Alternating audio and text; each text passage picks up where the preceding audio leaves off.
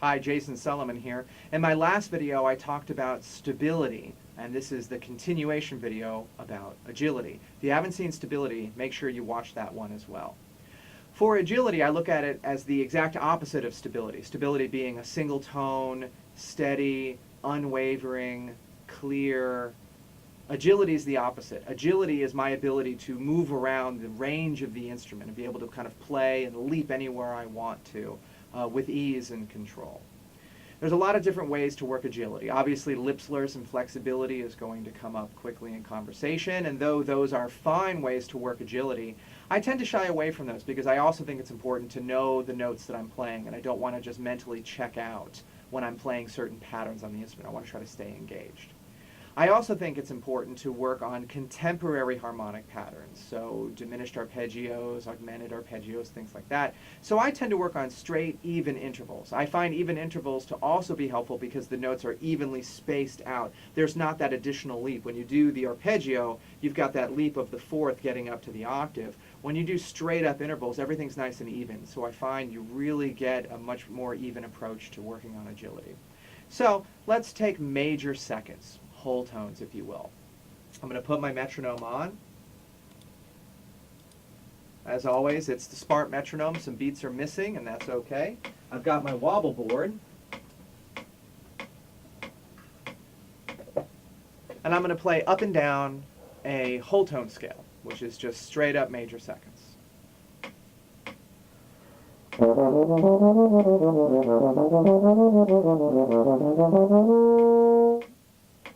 Now I went up and down and ended on the top and went 3 times. Maybe I'll do 4.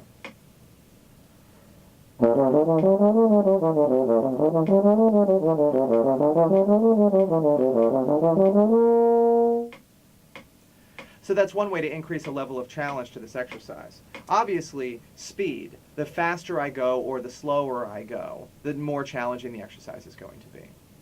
The total range of the exercise, that was 1 octave, but if I were to do 2 octaves,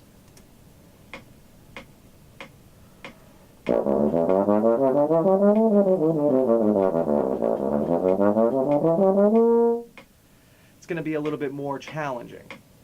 So the total range that I do makes a difference, and then obviously the number of repetitions that I do. When it's a larger group of notes or larger amount of material, I can't do as many repetitions. I'm going to run out of breath. But I think it's important to always go to a point to where I get toward the end of a breath, because then I really know if I'm being super efficient or not. If I start to squeeze and pick up bad habits, the sound will stop. And then I know that I'm doing weird things that I don't want to be doing when I play the instrument. So I start with major seconds, and I work up the range of the instrument. And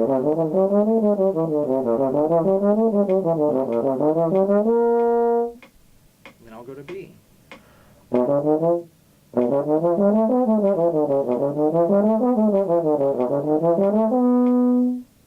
then C.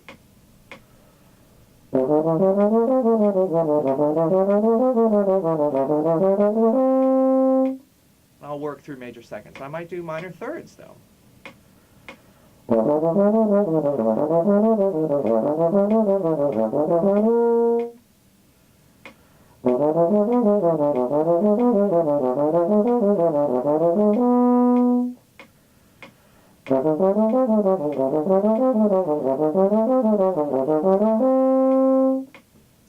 And obviously, as I increase the interval, the slower I might have to go.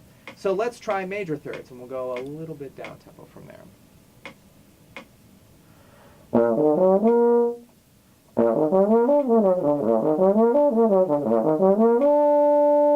And I'll add one more note just for fun.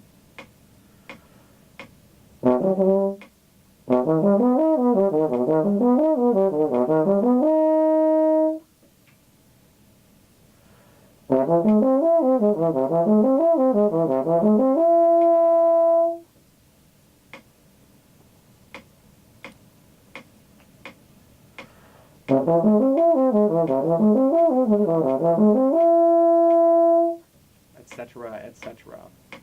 Might try perfect fourths.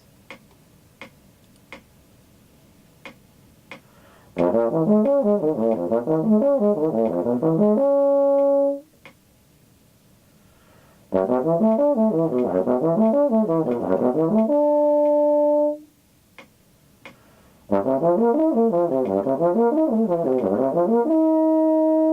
you can hear these are a little bit more difficult to maintain clarity.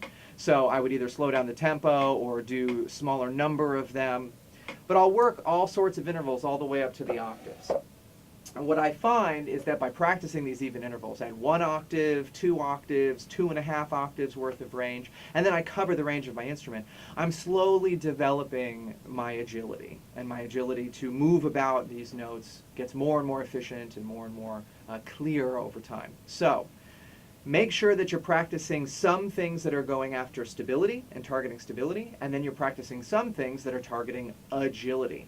And try to find ways to work both of the extremes as stable as possible and as agile as possible. And that will help round out your playing overall.